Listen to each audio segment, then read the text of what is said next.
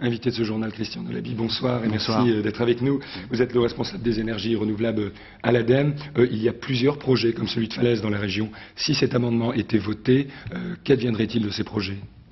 Il chute automatiquement puisque, comme vous l'avez dit dans votre montage, la puissance optimale qui était jusqu'à maintenant possible dans le cadre de la loi Legrand de 2003 prévoyait que les parcs ne devaient pas dépasser 12 MW, on l'a bien entendu. Donc à partir du moment où on fixe ce seuil à 20 MW, tous les projets qui sont en cours tombent automatiquement. Sauf à les agrandir, à les faire passer au-delà de 20 MW. Sauf à les agrandir, mais jusqu'à maintenant, les projets ont été étudiés et vus dans cette dimension-là. Ce sont des projets qui sont pour certains en cours d'instruction. Il faut reprendre tout. C'est effectivement quelque chose d'extrêmement difficile de ce point de vue et du point de vue de l'espace disponible. Il n'est pas forcément possible de mettre des projets de 20 MW là où on en mettait des...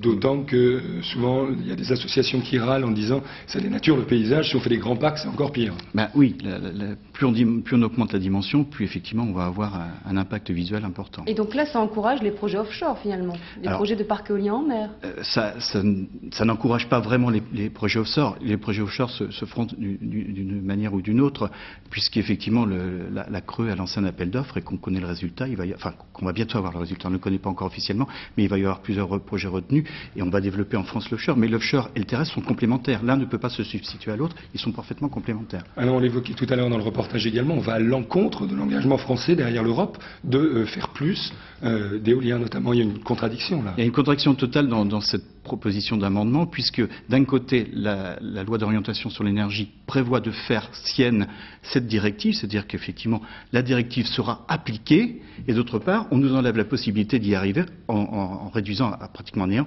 la possibilité de développer l'éolien en France. Je demandais à qui ça profite et pensez au nucléaire notamment, au lobby nucléaire. Monsieur Ollier qui est l'auteur de l'amendement, pardon, ne cache pas sa sympathie pour le nucléaire.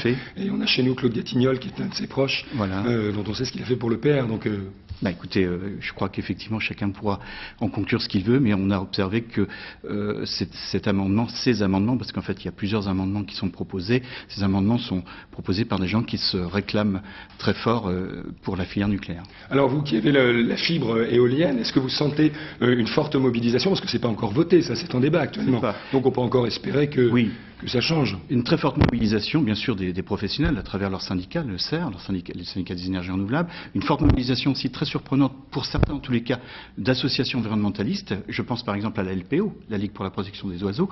On a toujours dit que on dit chez les opposants que les éoliens, c'est un hachoir, les éoliennes sont des hachoirs à oiseaux. La LPO a montré son attachement au développement de cette filière. Aussi l'association de Nicolas Hulot et d'autres associations, Leclerc, etc. Très bien, écoutez, on va suivre ce qui se passe à l'Assemblée et voir sur quoi ça débouche. Merci beaucoup en tout cas d'être venu sur ce plateau.